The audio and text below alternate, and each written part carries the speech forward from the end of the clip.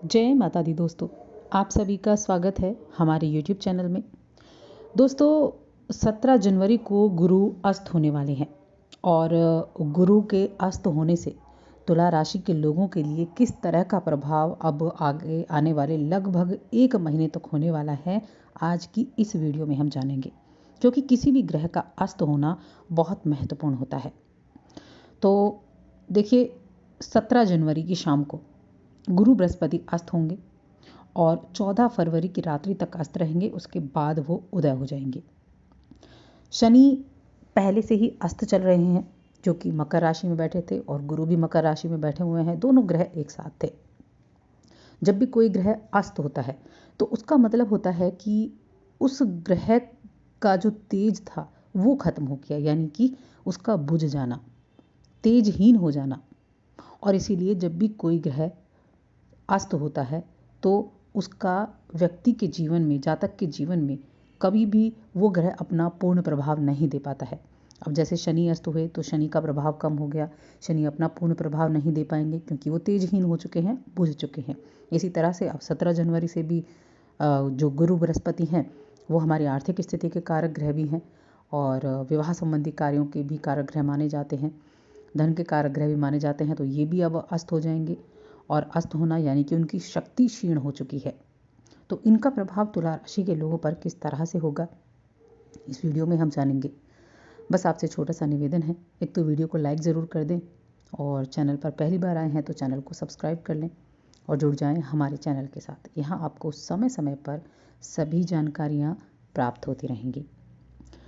तो दोस्तों गुरु का अस्त होना, और गुरु देखिए पहली बात तो जब अस्त होते हैं तो इसका जो सीधा प्रभाव है वो व्यक्ति पर दिखाई देता है और सभी व्यक्तियों पर दिखाई देता है।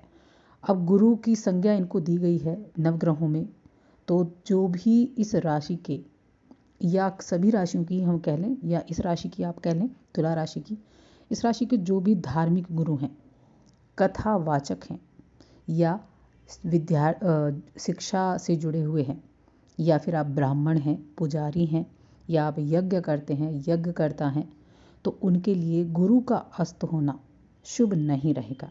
उनके लिए गुरु अच्छे प्रभाव नहीं देंगे। इन सभी कार्यों में जो भी गुरु की संज्ञा से जुड़े हुए लोग हैं, जिनको हम गुरु की संज्ञा देते हैं, तो उनके लिए गुरु का ये गोचर, गुरु का ये अस्त होना बिल्कुल भी शुभ नहीं रहेगा। और जिनकी जन्म कुंडली में ये अशुभ भाव में बैठे थे, उनके लिए ये समय बहुत बेहतर होगा। क्योंकि अशुभ भाव में बैठे थे तो अब वो तेजहीन हो गए हैं, बुझ गए हैं, यानी वो कोई प्रभाव नहीं दे सकते। तो उनके लिए तो अच्छे प्रभाव हो जाएंगे, अशुभ चीज़ें दूर हो चुकी हैं, जो नुकसान हुए हैं उनके नुकसान की भरपाई होनी शुरू हो जाएगी।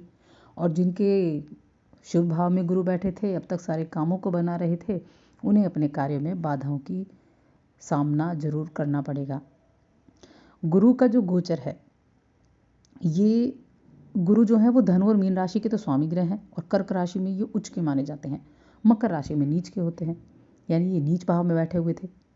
और देखिए यहाँ शनि भी थे, शनि भी अब अस्त हो चुके हैं, तो शनि का प्रभाव भी अब मिलना जो है वो बंद हो चुका है। तो अब जो हम तुला राशि की बात कर रहे हैं, तुला राशि के लोगों के लिए तो ये चौथे भाव में है। चौथे भाव में गुरु बैठे थे, चौथे भाव में अब अस्त हो चुके हैं, तो आपके लिए तो ये प्रभाव शुभ ही रहेगा।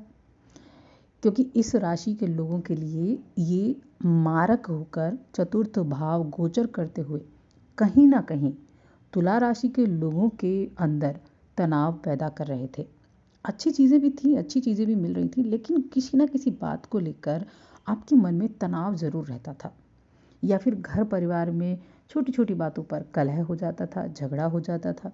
तो जिन लोगों के लिए अपनी कुंडली के हिसाब से ये तनाव दे रहे थे, घर परिवार में कलह करा रहे थे, या मकान आप खरीदना चाह रहे थे उसमें बाधाएं आ रही थी, वाहन खरीदना चाह रहे थे उसमें बाधाएं आ रही थी, प्रॉपर्टी में परेशानी हो रही थी, तो उनके लिए ये गोचर अब बहुत अच्छा रहेगा। आपके परिवार का कलह समाप्त हो जाएगा, पारिवारिक का जीवन अच्छा रहेगा, परिवार के लोगों के बीच में अच्छी बॉन्डिंग बननी शुरू हो जाएगी। और मकान खरीदना चाहते थे तो वो भी आप कर पाएंगे। मकान और वाहन के खरीदने का योग बिल्कुल अच्छे से बन रहा है। ज़मीन जायदाद से जुड़े जो काम हैं उनका भी यहाँ निपटारा होने वाला है। आपके ऑफिस में आप नौकरी करते हैं तो आपके ऑफिस में आपके अधिकारियों से, उच्च अधिकारियों से मधुर संबंध बनेंगे। जो जातक इस राशि के शासन सत्ता से जुड़े हैं उनके लिए भी ये समय काफ़ी अनुकूल रहेगा, क्योंकि शासन सत्ता का पूर्ण सहयोग आपको इस दौरान प्राप्त होने वाला है। अच्छा, कुछ उन लोगों के लिए भी ये जो गुरु हैं ये अच्छे रहने वाले हैं। जैसे जिस राशि के अविवाहित लोग हैं और विवाह के प्रस्ताव आ रहे थे, विवाह नहीं हो पा रहा था, विवाह योग्य हैं आप या आपकी संतान विवाह योग्य है और विवाह में बड़ी बाधाएं आ रही थी, होते होते रिश्ता टूट जाता है या रिश्ता ही नहीं आता है, तो ये सब जो होता है ये अशुभ ग्रहों की दृष्टि के कारण होता है, क्योंकि गुरु पर अशुभ ग्रहों की भी दृष्टि थी जिसके कारण वो बुरा प्रभाव भी दे रहे थे। तो अब आपके विवाह संबंध तय होने में बाधाएं खत्म हो जाएंगी, विवाह के प्रस्ताव आएंगे तो विवाह की बातें आपकी फाइनल हो जाएंगी। अब ऐसी जो परेशानियां थी वो दूर होने की संभावना बहुत अधिक बढ़ जाती है। इस दौरान देखिए बृहस्पति के अस्त होने से कुछ काम हैं जो वर्जित हो जाते हैं, जैसे विवाह होना, गृह प्रवेश होना, मुंडन होना, शपथ ग्रहण करना, शिलान्यास करना, व्रत उद्यापन करना या यज्ञ आदि करना, ये सभी जो है ये वर्जित माने जाते हैं। अब अस्त होने से जो भी ग्रह अस्त होता है वो पीड़ा भी भोगता है।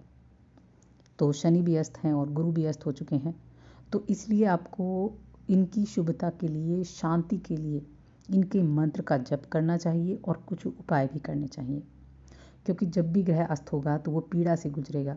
उस समय आपके किए गए मंत्र उसको बल देते हैं, आपकी की गई जो उपाय हैं, जो जाप हैं, वो उनको बहुत हद तक बल देते हैं, पीड़ा से मुक्त कराते हैं। और जब आप किसी ग्रह को पीड़ा से मुक्त कराते हैं तो वो ग्रह आपके लिए बलवान होता है।